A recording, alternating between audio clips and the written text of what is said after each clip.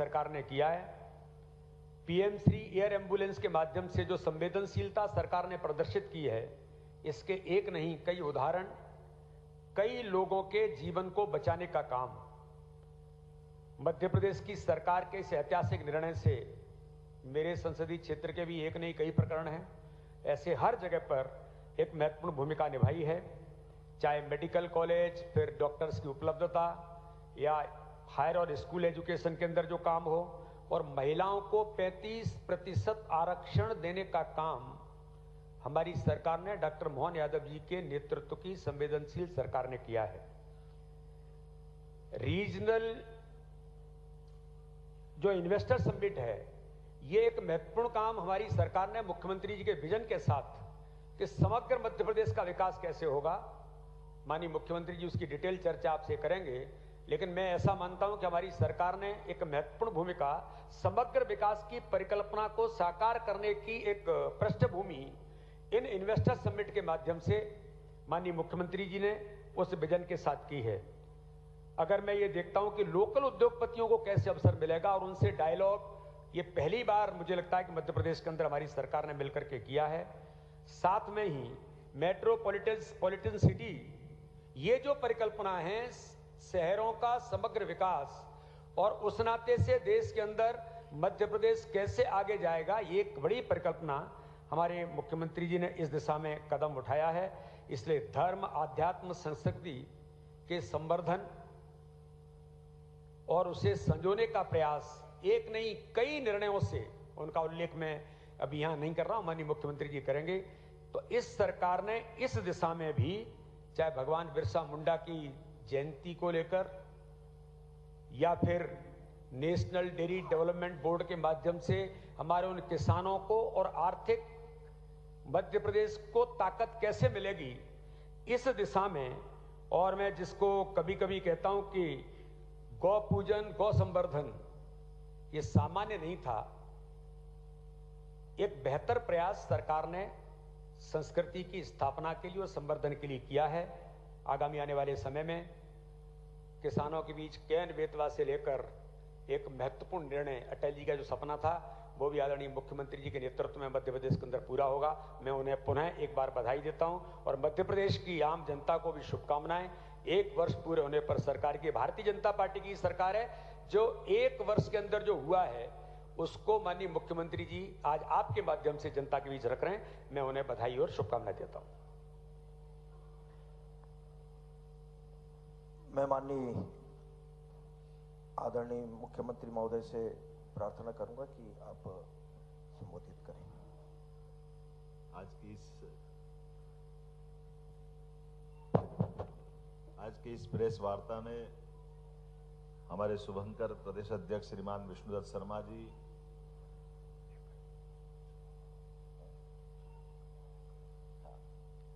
माननीय उप मुख्यमंत्री श्रीमान जगदीश देवड़ा जी, माननीय उप मुख्यमंत्री श्रीमान राजेंद्र शुक्ला जी, हमारे मीडिया के प्रभारी जी, इस अवसर पर आप सब, जब मैं 1 साल की उपलब्धि की बात कर रहा हूं तो ये भी समसामयिक होगा, थोड़ी सी बात आज की भी बता दूं।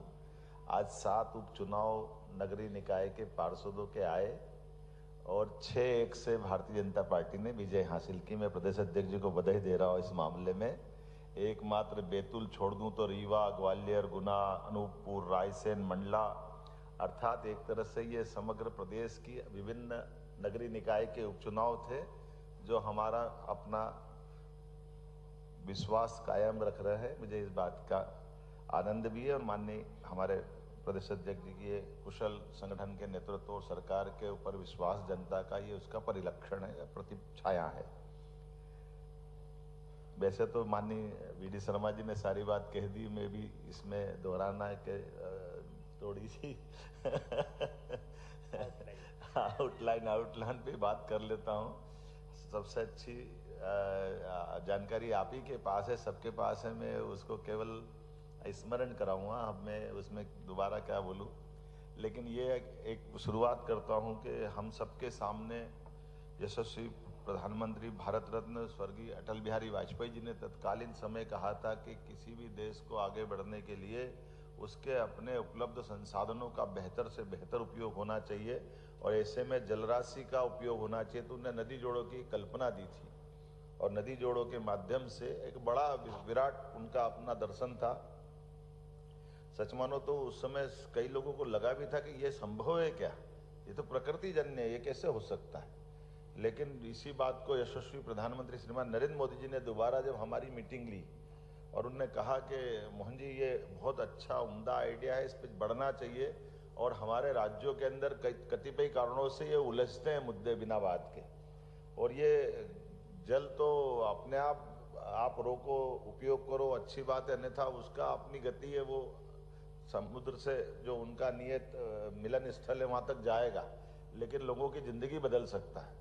और मुझे इस बात की प्रसन्नता है कि मैंने भी उस बात को उनकी बात को गौर से समझते हुए हमने कहा कि अड़चन क्या है, उलझन क्या है, उस उलझन को समझते हुए पहले हमारे पास एक प्रोजेक्ट था केन बेतवा। अब केन बेतवा से शुरू करता हूँ। केन बेतवा हमारे पूर्व मुख्यमंत्री श्रीमान शिवराज जी के समय भी वो हमारा प्रोजेक्ट हाथ में लिया गया था, लेकिन फॉरेस्ट की लैंड टनल के कारण से, उसकी लागत बढ़ने के कारण से और आपस में कुछ विभागों के तालमेल के कारण से वो अटक रहा था। हमने इसको गंभीरता से आगे लिया और रिजर्व फॉरेस्ट का जो इलाका था उसमें टनल बना करके और पूरे प्रोजेक्ट पे दोबारा 3-4 मीटिंग हमारे यहाँ की, और जब उसकी लागत, ये बात सही कि बड़ी लागत बढ़ रही है और केवल 10% राशि हमारी लगेगी उत्तर प्रदेश और मध्य प्रदेश की, बाकी 90,000 करोड़ की राशि भारत सरकार देने वाली। तो ऐसे में पहले जल शक्ति मंत्री गजेंद्र शेखावत जी थे, बाद में अभी पाटिल जी है, CR पाटिल जी के साथ हमारी 3-4 मीटिंग हुई। मुझे इस बात का संतोष है, न केवल हमने इस समस्या का समाधान किया बल्कि सीमित समय में उसके टेंडर लगा करके आज आपके बीच में डिस्क्लोज कर रहा हूँ, यहीं से बात शुरू करूंगा।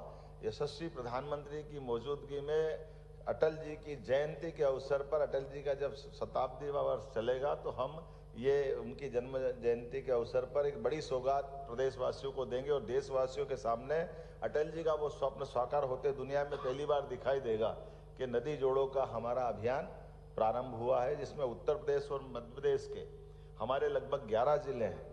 जो आपकी जानकारी में है, आप केवल बुंदेलखंड वो इलाका था जो सदैव अपनी वीरता, धीरता, गंभीरता और हर काल में अपने आप को हर दुश्मन के सामने डट करके सीना ठोक करके खड़ा है, जहाँ के लोगों ने अपने खून को पानी समान लड़ करके जान गंवाने में क्षण भर की देर नहीं की, लेकिन प्रकृति की मार के कारण से पूरा क्षेत्र गरीब था। मुझे इस बात का संतोष है, हमारे 11 जिले और बाकी के उत्तर प्रदेश के जिले, इसके माध्यम से कुल मिलाकर के 10 लाख हेक्टेयर क्षेत्र में हम ये सिंचाई करेंगे, जिसमें छतरपुर, पन्ना, टीकमगढ़, निवाड़ी, दमोह, शिवपुरी, दतिया, रायसेन, विदिशा, सागर, ऐसे करके 8.11 लाख हेक्टेयर हमारी ये सिंचाई क्षमता बढ़ेगी और उत्तर प्रदेश की 2.51 लाख हेक्टेयर उनके अर्थात पूरा बुंदेलखंड इस पानी से सरसब्ज होगा। इसके अलावा पेयजल की सुविधा अलग मिलेगी। 25 तारीख के दिन माननीय मोदी जी ने इसमें आने की स्वीकृति दी है। हमारे लिए दोपहर 1 बजे इसका बड़ा भव्य आयोजन छतरपुर जिले में किया जाएगा। दूसरा एक उसके पहले का 20 साल से लगभग एक पार्वती, काली सिंध, चंबल, ये 3 नदियों का लिंक योजना का प्रस्ताव राजस्थान सरकार के साथ उलझा हुआ था। इसमें हाई कोर्ट, सुप्रीम कोर्ट, हमारे यहाँ से भी आपत्तियां थी, राजस्थान को भी कुछ मंजूर नहीं था।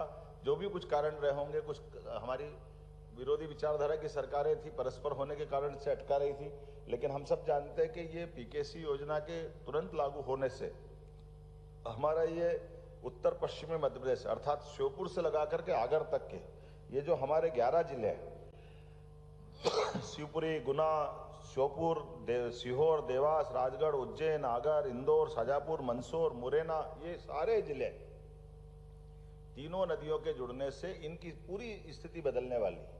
और एक तरह से ये चंबल का हमारा जो बेल्ट है, अपनी पानी की उपलब्धता के कारण से न केवल कृषि क्षेत्र में बल्कि आबादी के क्षेत्र के साथ साथ औद्योगिक निवेश की दृष्टि से भी बहुत आदर्श क्षेत्र बनेगा।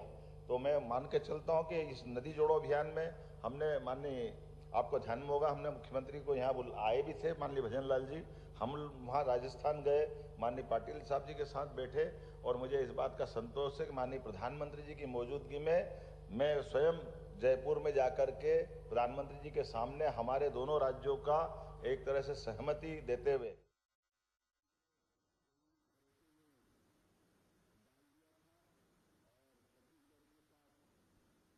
करने का काम किया था।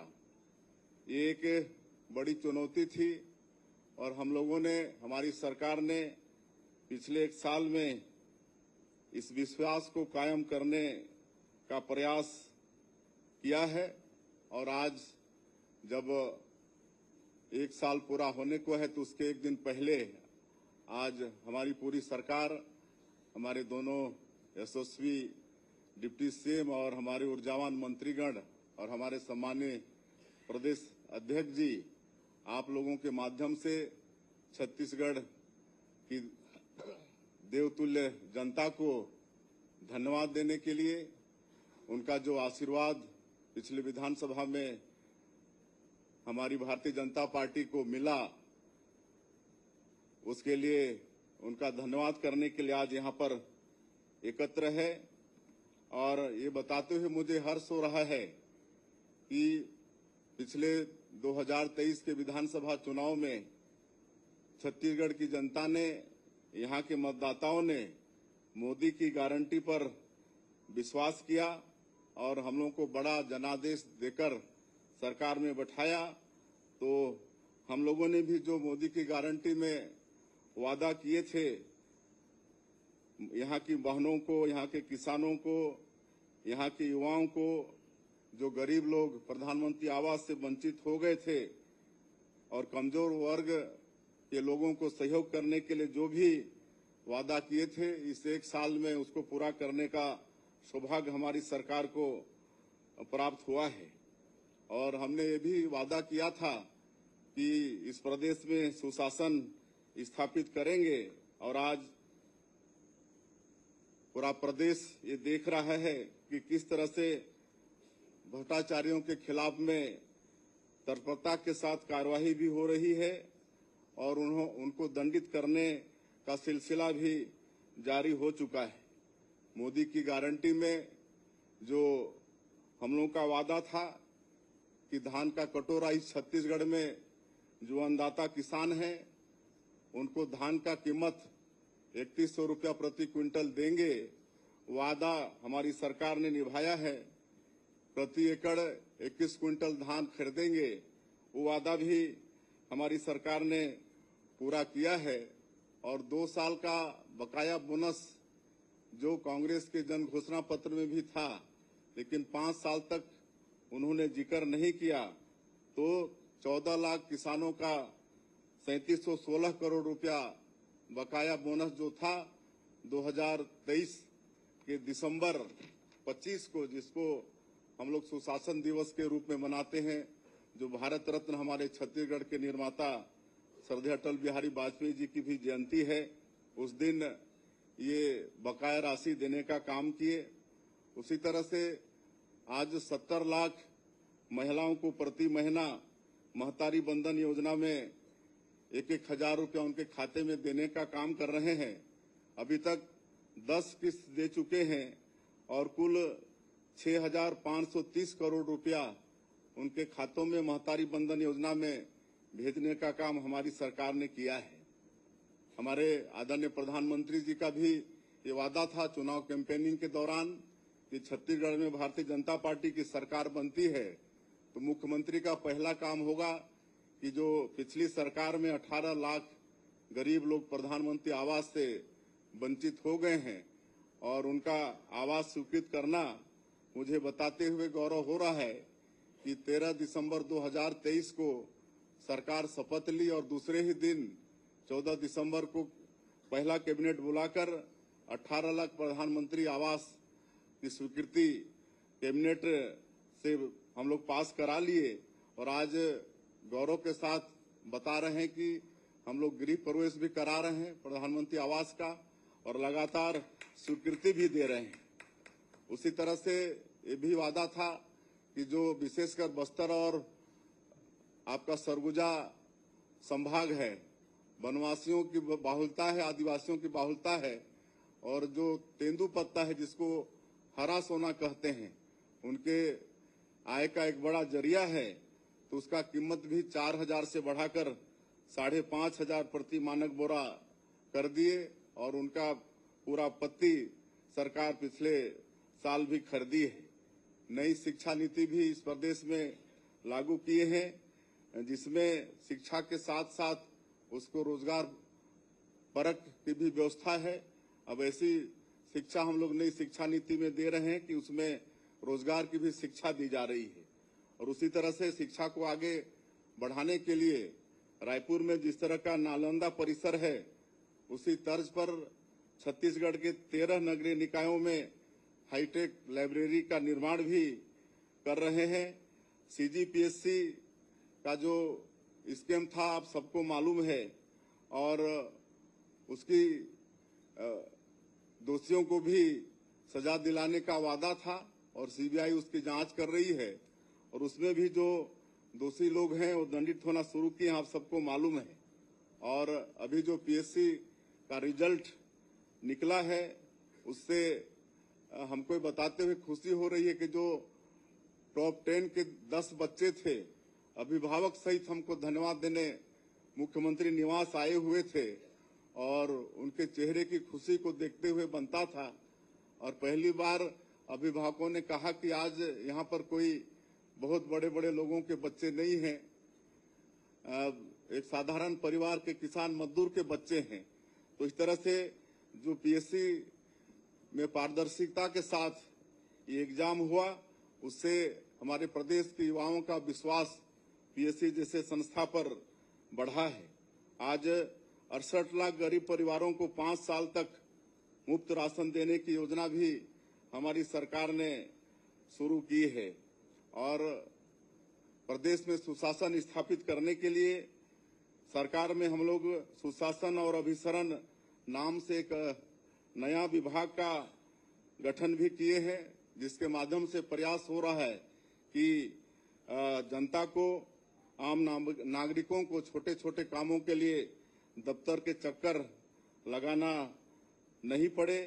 और छत्तीसगढ़ राज्य निर्माता पूर्व प्रधानमंत्री भारत रत्न अटल बिहारी वाजपेयी जो सुशासन का सपना हम लोग को दिखाए हैं, उसको भी पूरा करने का प्रयास सरकार कर रही है। और पुरानों में बात करूं कि हमने शुरुआत तो की है विक्रम विश्वविद्यालय और बाकी विश्वविद्यालयों में आमतौर पर कुलपतियों को कुलपति कहते थे, तो खास करके बहनें जब कुलपति बन जाती है, ऐसे में मेरा अनुभव मैंने सुना था। एक बार इंदौर में मैं था, हमारी एक प्रोफेसर वहाँ की कुलपति थी, उनके पति आए कि आपके कुलपति का मैं पति हूँ। थोड़ा मेरे को बड़ा ऐसा लगा कि ये कैसी भाषा है, क्या बात है ये। तो मैंने उस समय तो कुछ नहीं बोला, आकर के फिर मैंने कहा देखा देश भर में क्या इसका निदान हो सकता है। तो ध्यान में आया कि महाराष्ट्र के लोग कुलपति को कुलगुरु कहते हैं। तो हमने कहा ये मॉडल हमारा यहाँ चलेगा। तो हमने संशोधन करके कुलपतियों को कुलगुरु कहा है। तो कुलगुरु करते ही हमारे लिए गुरु परंपरा, गुरु मतलब अंधकार से प्रकाश की ले जाने वाला मार्ग, उस परंपरा में हमने कुलगुरु करके, आपने ध्यान दिया होगा कि हमारे विश्वविद्यालय में निजी और सरकारी सभी विश्वविद्यालय में कुलगुरु कर दिया।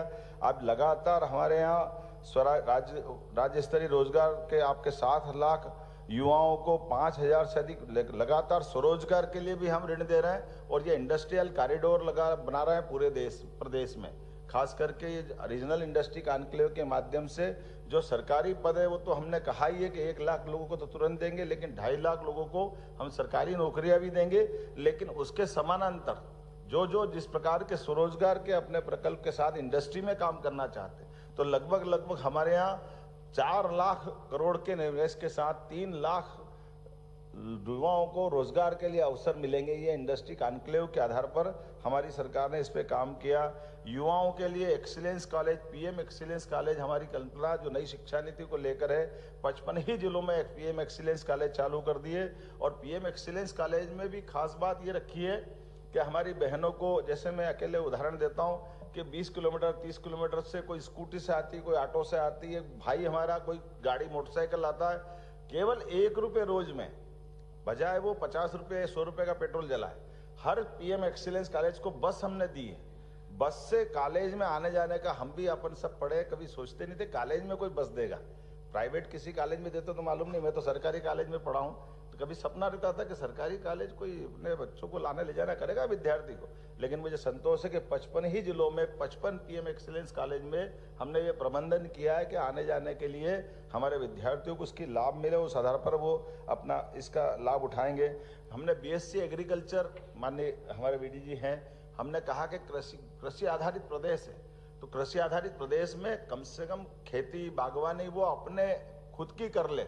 तो बीएससी एग्रीकल्चर के लिए ये सभी दायरों को थोड़ा सा अपने सरकारी मापदंड के आधार पर निर्धारित करते हुए, जो भारत सरकार की गाइडलाइन है, हमने बीएससी एग्रीकल्चर को सभी शासकीय विश्वविद्यालय और अच्छे एक्सीलेंस वाले जो कॉलेज है वहां तक लेकर के कृषि संकाय के आधार पर भी लोग अपना काम धंधा करें, इस दिशा में आगे बढ़ रहा है। डेयरी उद्योग को प्रोत्साहन देने के लिए डेयरी की से जुड़ी हुई तकनीक के आधार पर ये भी इसके कोर्स को हमने जबलपुर के बाद इसको अन्य विश्वविद्यालय में ले जा रहा है धीरे धीरे करके, अर्थात रोजगार पर सभी कोर्स बीएससी नर्सिंग से लेकर के पैरामेडिकल तक।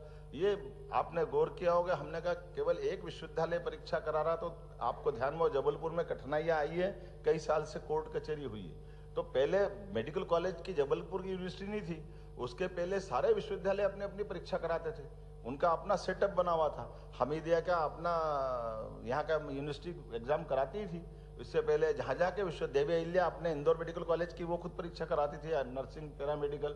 हमने वो वापस उस तरह में बढ़े, और ये नई शिक्षा नीति इस बात को प्रोत्साहन भी देती है कि हमको हमारे सभी बच्चों को समान विश्वविद्यालय, अब समान केवल लॉ की छोड़ करके सारे कोर्स के सभी विश्वविद्यालय में दायरे में आना चाहिए।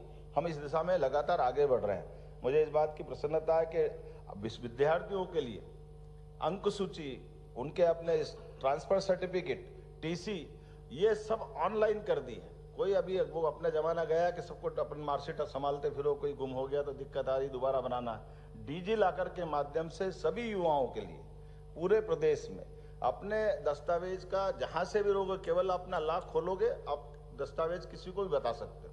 तो ये जो बीच की जो गड़बड़ियां होती थी उससे बाहर ला करके सने सने धीरे धीरे सभी विश्वविद्यालय में लागू कर रहे हैं। इसी प्रकार से पोर्टल में पंजीयन, तो प्राइवेट यूनिवर्सिटी में हो या गवर्नमेंट यूनिवर्सिटी में हो, जो बच्चा एडमिशन लेगा सबका दस्तावेजीकरण के आधार पर भारत सरकार, मध्य प्रदेश सरकार को भी जानकारी रहेगी।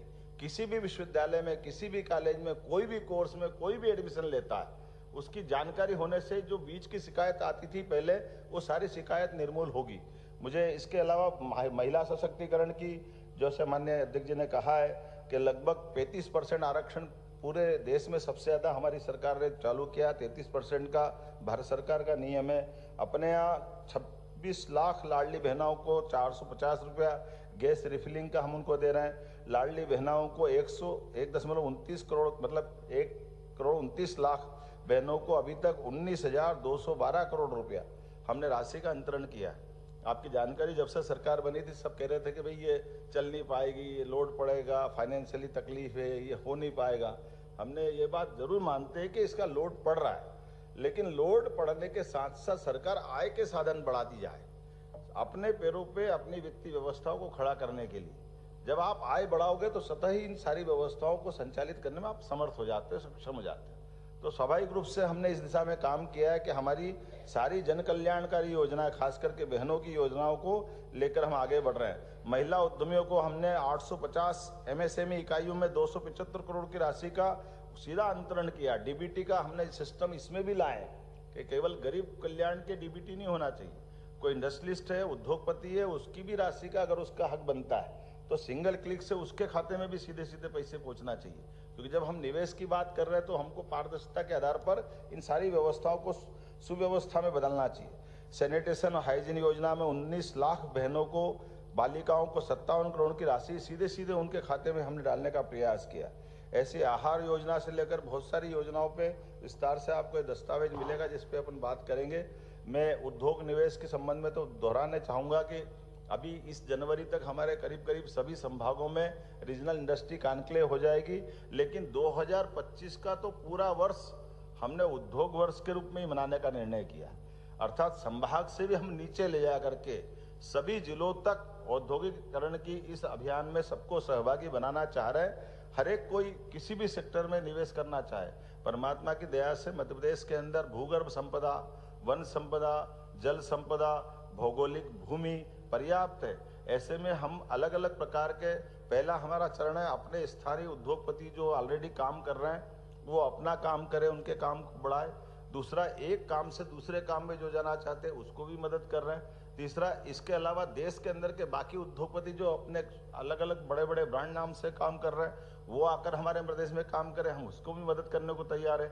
चौथा, इसके अलावा कोई विदेश के बैठे हुए निवेशक है वो भी आना चाहे तो समान रूप से हम इस पे पूरे पे काम कर रहे हैं। मुझे इस बात का संतोष है कि लगभग इसी आधार पर 4 लाख करोड़ का, जैसे मैंने पहले अपना उल्लेख किया, और इसके लिए हमने उज्जैन, जबलपुर, ग्वालियर, सागर, रीवा, नर्मदापुरम और अगले महीने 16 तारीख को हम शहडोल संभाग की करेंगे।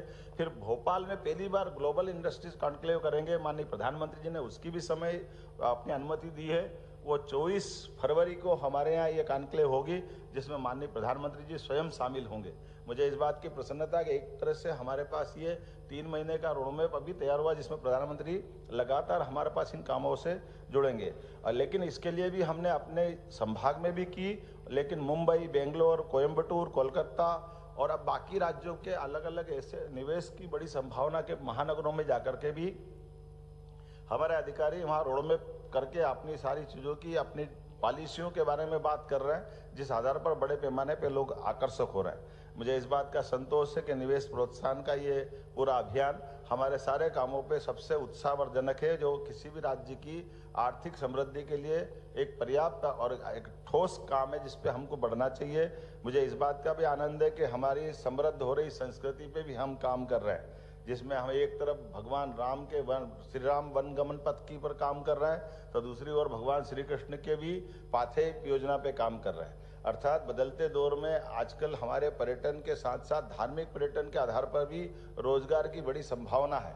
इसलिए समान रूप से युवाओं को, स्थानीय निवेश को या अलग अलग प्रकार से कहीं न कहीं सबकी वित्तीय व्यवस्था के लिए पूरे देश के बाहर के लोगों को भी हमारे यहाँ के तीर्थ स्थान, अब छोटी सी बात है, भगवान कृष्ण का जैसे ही हम उनकी तीर्थ की बात करते हैं तो एकदम मथुरा क्लिक होती है या द्वारका क्लिक होती है, लेकिन जो मथुरा का महत्व है, जो द्वारका का महत्व, वो उज्जैन का महत्व, वो इंदौर की जाना पाओ पहाड़ी का महत्व है, या रुक्मी के साथ भगवान कृष्ण ने धार के पास अमजेरा में युद्ध किया, वो उनका अपना चिन्ह है। केवल समाज के सामने स्थापित करने की जरूरत है। या गरीबी अमीरी के दोनों का नारायण धाम है जहाँ भगवान कृष्ण ने रात गुजारी थी अपने मित्र सुदामा के साथ। इन स्थानों को तीर्थ बना करके इनकी जानकारी सबके बीच जुटाने की जरूरत है। तो सालाना हमने कुछ कार्यक्रम भी निश्चित किए, खाली बोलने से बात नहीं बन रही, इसलिए हमने गीता जयंती भी की। अगर आप कल्पना करें कि भगवान कृष्ण कंस को मारने के बाद अगर शिक्षा ग्रहण करने मध्य प्रदेश नहीं आते, उज्जैन नहीं आते, तो क्या पवित्र ग्रंथ गीता मिल सकता था? मैं नहीं मानता हूं कि ऐसा नहीं होता, लेकिन ये भी हो सकता है कि थोड़ी कठिनाई आती। लेकिन आज उनके आचार्य सांदीपनी में आकर के जो उन्होंने शिक्षा ग्रहण की, ये आचार्य जी का अपने शिष्य के माध्यम से दुनिया में हमारी शिक्षा गौरवान्वित हुई। मुझे इस बात की प्रसन्नता है। सुशासन के लिए आपने सबने देखा ही है, साइबर तहसील से लगा करके हमने प्रयास किया था। आपको मालूम है कि यहाँ BRTS से दिक्कत आ रही थी, ये BRTS को हमने हटाने का काम किया।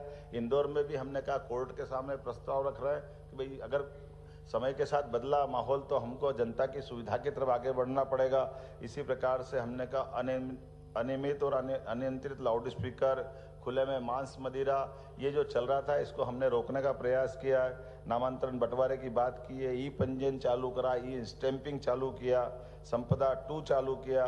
चिकित्सा क्षेत्र में भी हमने लगातार काम किया। आपको ध्यान होगा तो शपथ लेते ही हमने अपने 2 मंत्रालयों को इकट्ठा किया। हमने कहा स्वास्थ्य मंत्रालय और स्वास्थ्य चिकित्सा मंत्रालय एक होना चाहिए।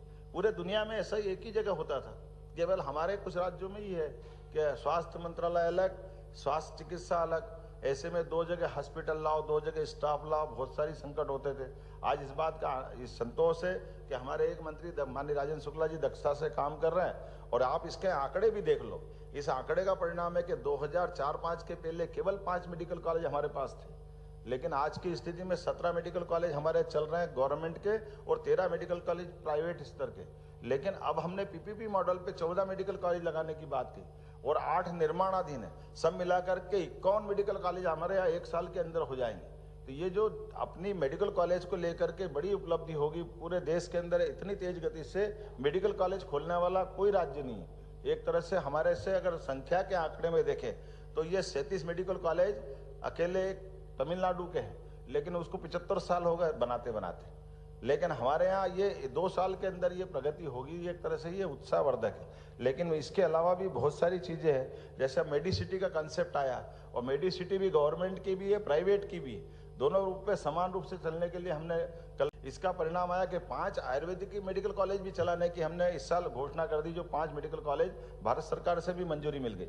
लेकिन हमने 13 का संकल्प रखा, 7 मेडिकल कॉलेज अगली बार खुलेंगे। ऐसे करके जो एलोपैथिक का महत्व है वो आयुर्वेदिक का भी महत्व है। और हमारे यहाँ तो वन संपदा है, और वन संपदा में जितना इसका आने वाला समय में वेलनेस को लेकर के काम होता है, तो मेडिसिटी में हमारा आयुर्वेदिक, होम्योपैथिक, एलोपैथिक सभी प्रकार की चिकित्सा, और एक स्थान पर वो पूरी सिटी का कल्पना लेते हुए माननीय मोदी जी की जो कल्पना उस पर हम काम करें।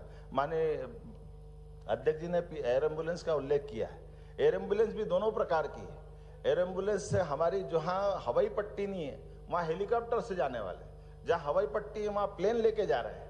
मुझे इस बात का संतोष है, हमारे स्वास्थ्य मंत्री जी यहाँ बैठे हैं, अब रीवा में 24 घंटे हमारा एयरपोर्ट चालू है, तो सर्वाधिक रूप से 24 घंटे हमारे एयर एम्बुलेंस चलती रहती है। अभी हमारे माननीय मंत्री प्रोद्युम्न तोमर जी के भैया के लिए आपके क्षेत्र में मैं बताना चाहूंगा कि पन्ना के अंदर एक खदान अधिकारी रिटायर्ड, सुबह पति पत्नी घूमने जा रहे थे, घूमते आने पीछे से ट्रक चढ़ गया, पहिया पूरा पैर उनका पन्ना में ऐसा खत्म ही हो गया था एक तरह से। एयर एम्बुलेंस आई, तुरंत उसको उठाकर लिफ्ट किया, बंसल हॉस्पिटल में भर्ती किया, भले ही उनका पैर निकालना पड़ा लेकिन जान बच गई। तो ये जो आज के जमाने में व्यवस्था है उसका केवल सदुपयोग करने की जरूरत है। मुझे इस बात का संतोष कि आने वाले समय में जब मेडिकल कॉलेज नीचे हो जाएंगे तब नीचे प्रबंधन हो जाएगा, लेकिन आज पूरे देश में सबसे पहले हमारा, और ये आयुष्मान योजना के अंतर्गत 1 रुपया भी नहीं लग रहा है। हमने कहा गरीब आदमी की जान बचाना ये हमारा काम, तो एयर एम्बुलेंस की दोनों सुविधा ये देने का काम भी हमारे द्वारा किया गया। और आज की स्थिति में पूरे देश के अंदर मध्य प्रदेश 4 करोड़ से अधिक आयुष्मान कार्ड वितरित करने वाला मध्य प्रदेश का अपना नंबर 1 बना है, और 70 साल से अधिक वालों को तो सीधे लाभ देना भी चालू कर दिया। स्वास्थ्य विभाग में 46,491 नए पद हमने स्वीकृत किए।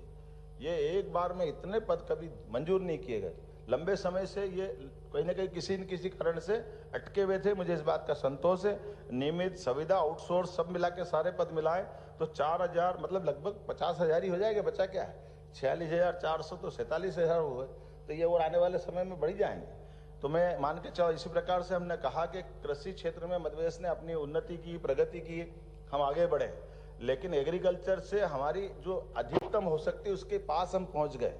ऐसे में हमारा ये भौगोलिक रूप से फैला हुआ मध्य प्रदेश, बड़े पैमानों पे किसानों की आय अगर हमको बढ़ाना है तो किसानों की आय बढ़ाने के लिए खेती के साथ पशुपालन पे भी बढ़ावा देना पड़ेगा, और पशुपालन को बढ़ावा देते हुए हमने नेशनल डेयरी डेवलपमेंट बोर्ड के माध्यम से MOU किया है कि हमारे सभी दुग्ध संघों में नई मशीनें लाएंगे, नए दुग्ध संयंत्र लगाएंगे, सभी प्रकार की पंचायतों तक हमारे दूध उत्पादन की देश की जो हमारी क्षमता, अभी देश में हमारा कंट्रीब्यूशन 9% है, लेकिन 9% को हम 20% तक ले जाएंगे।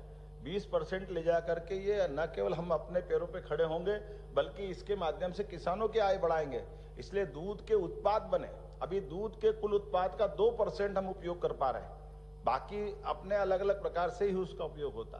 तो अपनी उत्पाद की ठीक से कीमत मिले, किसानों की आय और बढ़े, इस दिशा में दूध उत्पादन का हमने ये संकल्प लिया है।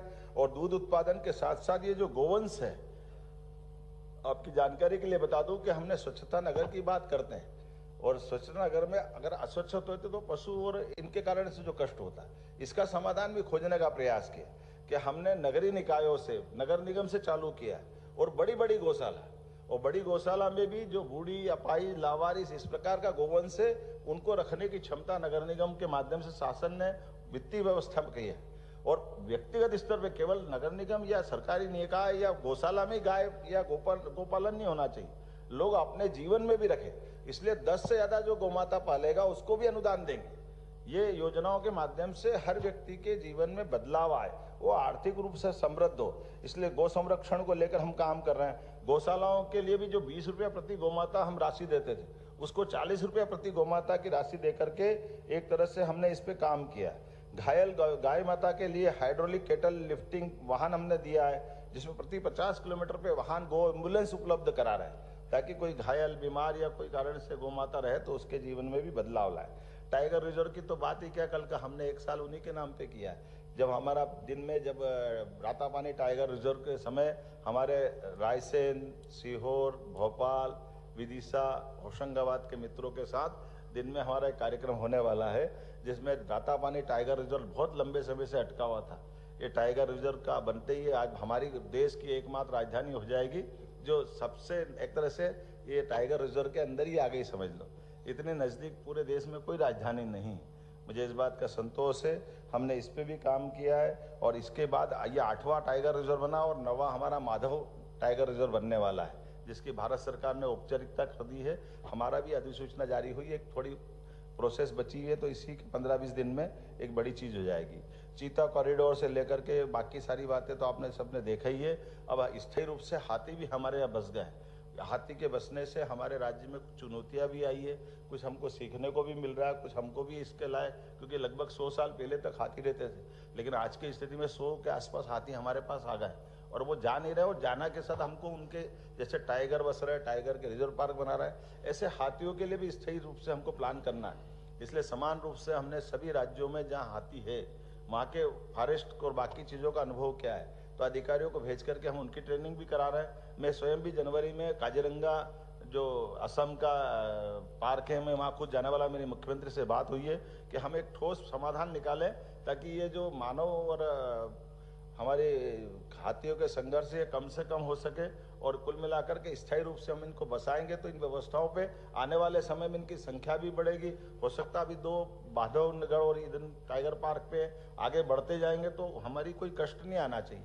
मैं उम्मीद कर रहा हूँ कि जिस प्रकार से हमने रेस्क्यू सेंटर बढ़ाने का निर्णय किया कि हमारे हर संभाग में जहाँ हमारे रिजर्व पार्क है उनके आसपास में हम रेस्क्यू सेंटर भी बढ़ाएंगे ताकि इनकी कोई कष्ट आता है तो उसका इलाज भी समाधानकारी हो और कुल मिलाकर के हमारी जो वन्य जीवों के प्रति भावना, उस भावना में हमारी सद्भावना और ये खासकर संवेदना भी जुड़ी दिखाई दे।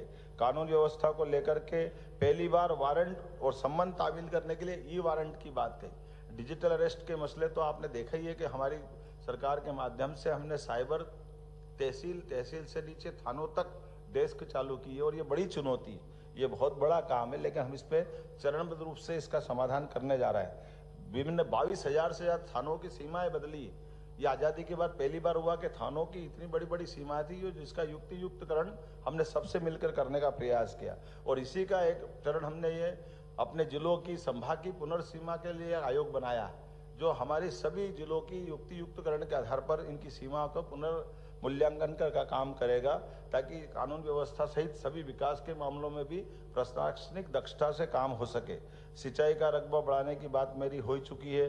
लगभग ये हमारा अभी मैं आज भी जा ही रहा हूँ सीधा अलीराजपुर जैसे क्षेत्र में भी एक बड़ा आज हमारा नई परियोजना का हम भूमि पूजन करेंगे।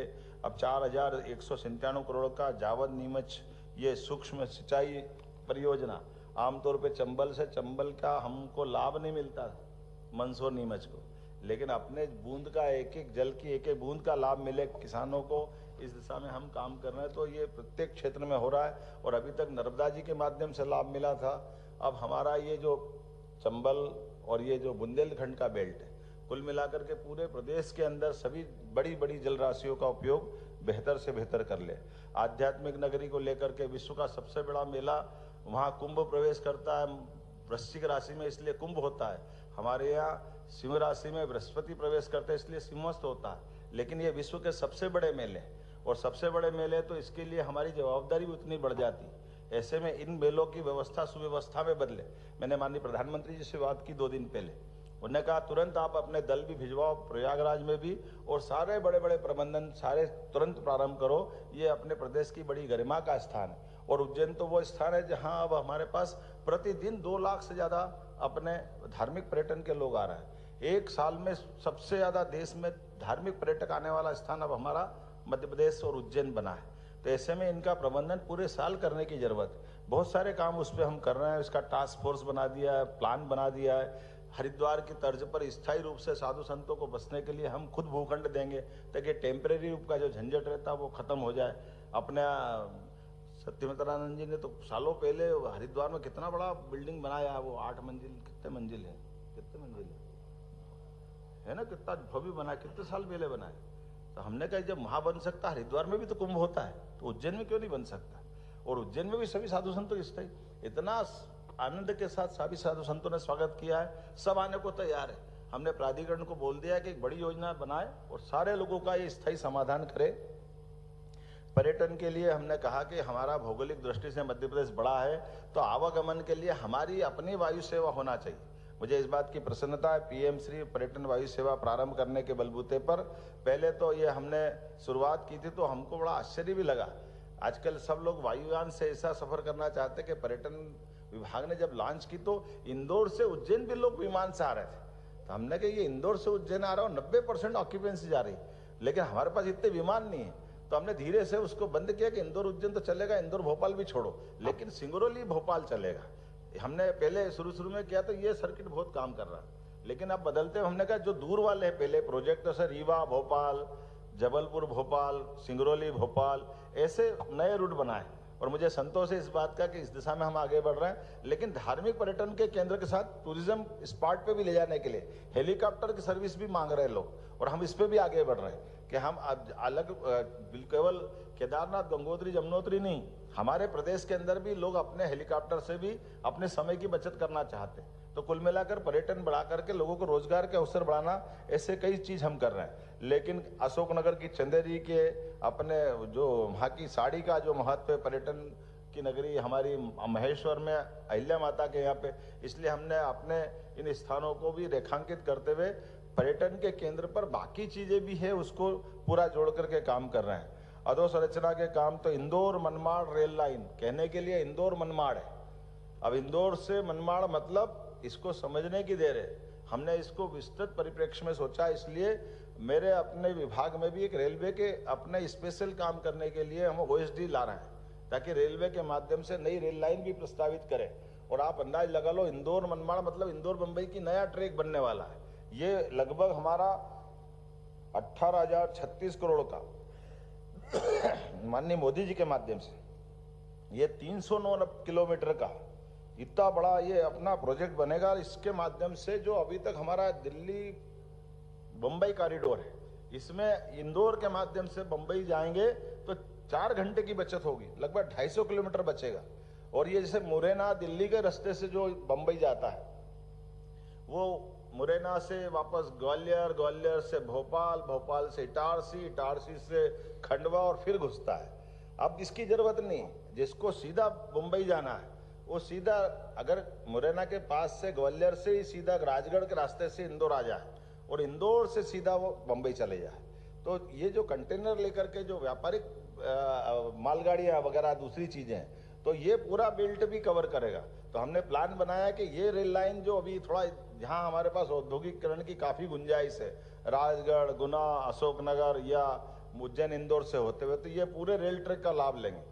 इसी प्रकार से जो इंदौर से दिल्ली से आने वाला नागदा से जो गुजरात होके बम्बई जाती है, उसको भी इंदौर के ट्रैक से जोड़ रहे हैं। तो कुल मिलाकर के एक एक रेल लाइन का उपयोग प्रदेश की बेहतरी के लिए कैसे क्या हो सकता है। इसी प्रकार से मेट्रो ट्रेन के बारे में भी बात की, लेकिन वंदे मेट्रो की बात भी कर रहे हैं। जो बड़ी रेल लाइन है वंदे मेट्रो और मेट्रो में अंतर ये है, मेट्रो की स्पीड केवल 80 किलोमीटर की होती और वंदे मेट्रो की स्पीड 160 की होती।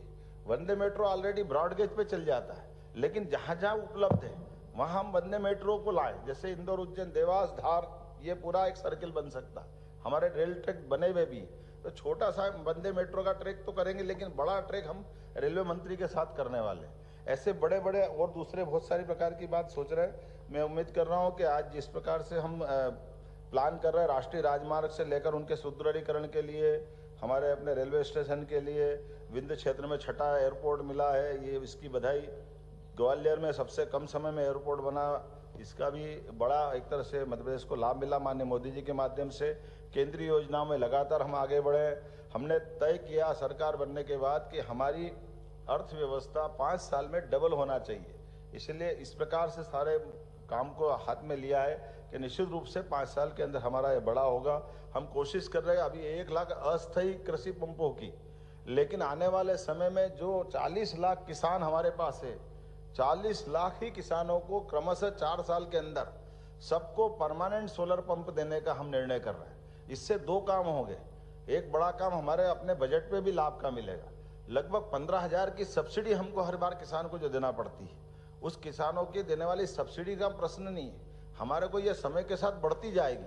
आज 15,000 है, 4 साल बाद ये 20,000 होगी, फिर 25,000 होगी। उधर किसानों को भी दिक्कत आती है, हम अपनी लाइन खींचेंगे दूसरी, लेकिन अगर बिजली भगवान ने सूर्य देवता दिया है, वो अपने पंप लगा करके अपनी बिजली ले ले, तो वो अपनी खुद की बिजली उत्पन्न करे और खुद की किसानी में ले, 1 पैसा नहीं लगेगा उसका।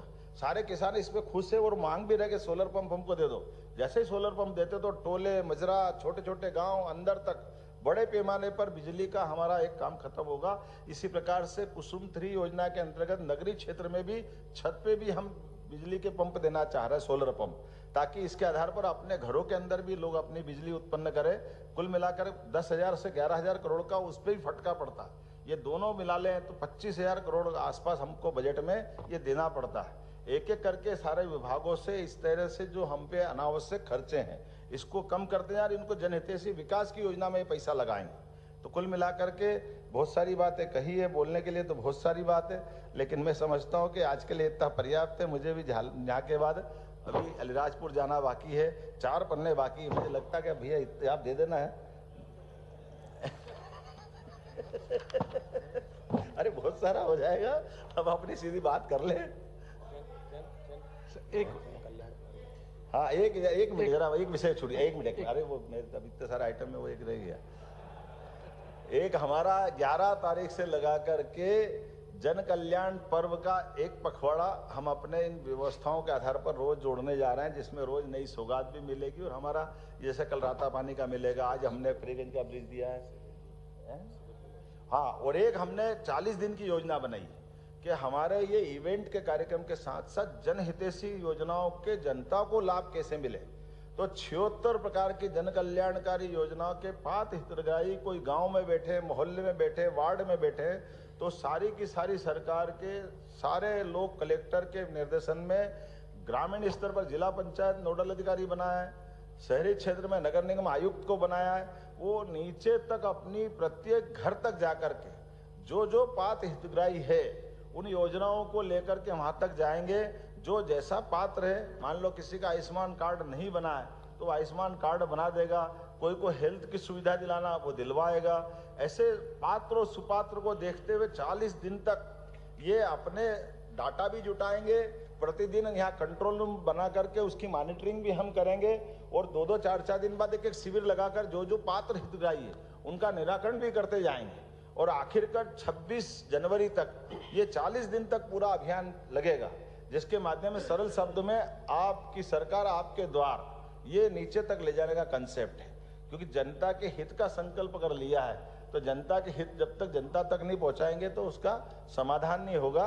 मुझे लगता है कि ये सारी बातें करने के लिए आज थोड़ा सा अभी इन सारी बातों का जी मैं आग्रह कर रहा हूं कि पहले माननीय मैं उप मुख्यमंत्री जी से निवेदन करूंगा कि वो आभार व्यक्त कर दे, उसके बाद में प्रश्न आप एक आध दो पूछ लो। मैं राजन जी से हाँ आभार व्यक्त करता हूं। एक मिनट अच्छा, ये कह रहे हैं कि कंप्लीट कर ले कार्यक्रम, आशीष जी कह रहे हैं कि उसके बाद फिर जवाब सवाल ये कर लिए। आदरणीय राजन जी, माननीय मुख्यमंत्री जी की विस्तृत पत्रकार वार्ता के माध्यम से आप सबको पिछले 1 वर्ष में, अरे आप लोग नीचे बैठो, पीछे वाले चैनल वाले जरा हमको दिक्कत, नहीं बैठ जाने चलो।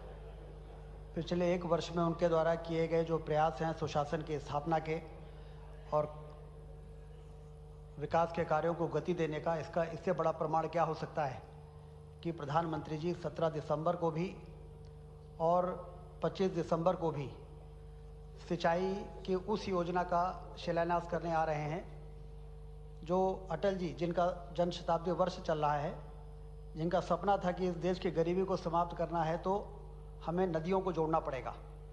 और उनके जन शताब्दी वर्ष में ही इतना बड़ा काम के भूमि पूजन की स्थिति में पहुंचाने में जो सफलता प्राप्त की है मुख्यमंत्री जी ने, वो हरित क्रांति लाने की दिशा में एक बहुत बड़ा कदम है, बड़ी सफलता है। मैं उनको बधाई देता हूं। और औद्योगिक क्रांति के लिए रीजनल इंडस्ट्री कॉन्क्लेव करना, फिर विदेशों में जाके रोड शो करना, फिर ग्लोबल इन्वेस्टर समिट, कि डेट तय करके प्रधानमंत्री जी को उसके लिए भी आमंत्रित करने में उन्होंने सफलता प्राप्त की, इसके लिए भी उनको बधाई देता हूं। और पर्यटन की क्रांति के लिए जो प्रयास हुए हैं उन्होंने विस्तृत यहाँ पर बताया है। और हम सब जानते हैं कि औद्योगिक क्रांति, हरित क्रांति और पर्यटन की क्रांति हो जाए तो गरीबी और बेरोजगारी दूरबीन लेके ढूंढने में भी फिर नहीं मिलती है। इसलिए 1 वर्ष का जो कार्यकाल मुख्यमंत्री जी का रहा है वो बहुत ही सफल कार्यक्रम रहा है। मैं उनको बधाई देता हूं। और इस प्रेस कॉन्फ्रेंस में आप सब इतनी बड़ी संख्या में कुशाभाऊ ठाकरे हॉल में जो खचाखच भरा हुआ है, सब ने समय निकाल के इसमें हिस्सेदारी की है, इसके लिए आप सबको मैं के प्रति आभार व्यक्त करता हूं। धन्यवाद। 1 वर्ष के कार्यों की एक जानकारी, जो जन कल्याण पर्व है उस पर्व को सरकार ने जो योजना बनाई है उसे जमीन पर उतारने के लिए भारतीय जनता पार्टी का संगठन का तंत्र, अभी हाल ही में संगठन पर्व में जो 65,014 बूथों पर बूथ की रचना और हमारी समितियां बनी हैं, हम सब लोग पूरे संगठन का तंत्र प्रत्येक बूथ पर जन कल्याण पर्व में हितग्राहियों से संपर्क का अभियान भारतीय जनता पार्टी लेगी। और साथ में ही उस बूथ पर जो इमिनेंट पर्सन हैं, अलग अलग लोग हैं, उनसे भी संपर्क का अभियान Bharatiya Janata party micro planning में नीचे जाएगी, जन कल्याण पर्व को नीचे तक उतारने के लिए। आप सब अपने प्रश्नों को ले। उसके पहले दास साहब, 1 वर्ष के कार्यों की जन कल्याण पर्व पुस्तिका का विमोचन होना है। पहले विमोचन हो जाए, उसके बाद प्रश्न आप ले सकते हैं। सबको दे दीजिए, सबको दे दीजिए। यही है ना, ये है।